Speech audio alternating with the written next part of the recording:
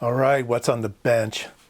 As you grow older, you forget about things that happened younger because they just aren't important to you. Now, this is a project that I worked on when I had very little money and I was still working and I had very little time. But I would go to the surplus stores when those surplus stores were still in business, and I would see things and I said, I think I can do something with that, or this is interesting, or this is too cheap to ignore. This is one of those items, I don't remember, I think it was too cheap to ignore, and I thought, well, at least the box is good. Maybe I can do something with it. It is a JDS fiber optic switch, really, really old school. And it says GPIB address, so it must be GPIB controllable. That's cool. Very little on the front. Let's turn it on. And it's got a noisy fan in it. All right. But it's got 2 digits. And if you hit the up button, it goes up. And it goes from 0 to 9. And then if you go to switch 2, that's this one, it goes from 0 to 9. So it's 2 fiber optic switches. They're single pole 9, 10 throw, 0 through 9. So yeah, and you can I don't know. And the GPIB address you can set right on the front panel. All right, whatever. That's kind of how you doing. Yeah.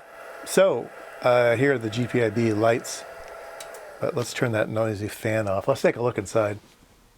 All right, now I remember when I bought this thing, it had fiber optics hanging out of it. Somebody had cut them off and it just had a whole bunch of fibers sticking out the back.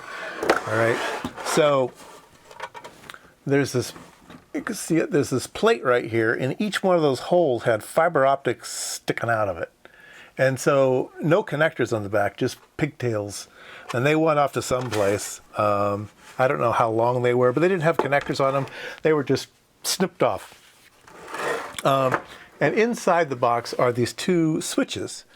These rotary switches, okay? And so here's a fiber, here's a fiber. So it's actually a 2-pole 10-throw switch. And then on the other side, I don't know if the camera picks this up. Right down here, you can just sort of see the other fiber. So there were fibers mounted in this plate, and then there was the fibers that rotate. And so there's 20 fibers down there. I think 20. 1, 2, that one looks like 10. I don't know why there's 2 fibers up here, though. Anyway. Looks like there's only 10 fibers going in and out. Oh, maybe, no, I can't really see it on this one either. Anyhow, I just cut all the fibers out of this thing. Got rid of the fibers, didn't need the fibers, couldn't use the fibers. They're just in the way. And then I thought, okay, it's pretty cool.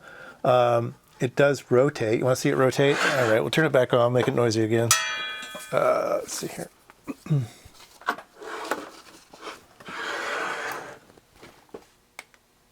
All right, let's turn it on. And they you see them home themselves? That's kind of cool. And then let's do the other one. You can watch here, it goes bump, bump, bump. It goes up, down, up. I don't know why. And then go down the other way.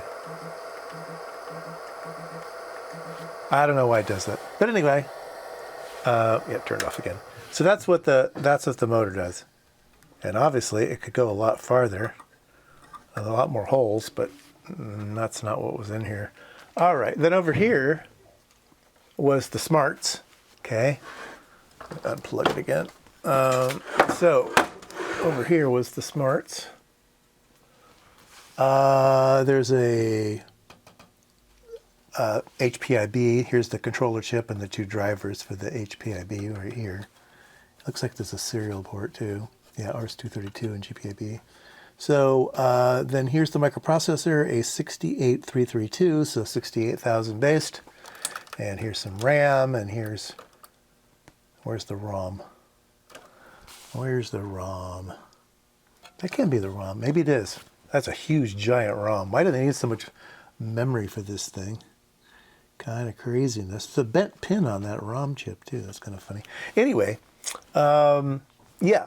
So it wasn't going to do me much good, right? But I thought I was just going to use the box at that point in time. But then I discovered, when I went to find the manual for this thing, there was GPIB commands for the box, and there was a GPIB command for a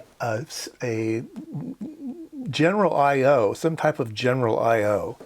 And I don't remember what the general I/O did, but it went to this connector here. This connector went into this connector here, and that one went, okay, that one went out to the back too. So there's this connector in the back where it says driver.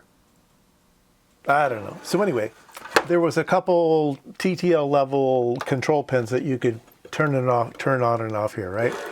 And so I thought, okay, I'm going to tap into those GPIB commands, and I can set the bit pattern on this connector down here.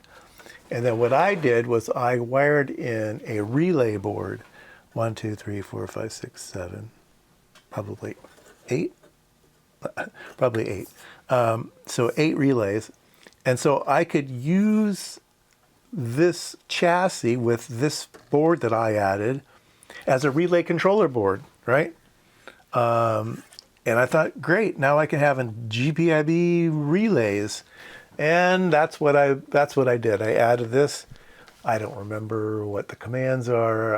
I'm sure I can probably still find it online, but then I found no use for it because I really don't like software. I had ideas about maybe doing some automation in the lab to do certain testing of components or stuff, and I would have everything controlled, and you push the button, it would do all kinds of crazy stuff, and having a relay board would be a really, really great thing to have. I'd just do it with an Arduino now or something, but yep, that's what the board's for. So, yeah, old project, long forgotten, collecting dust. It still is a cool box, noisy fan. Obviously, there's a power supply under there that gets all of the attention. Yeah, so the motors are controlled. Yeah, here's the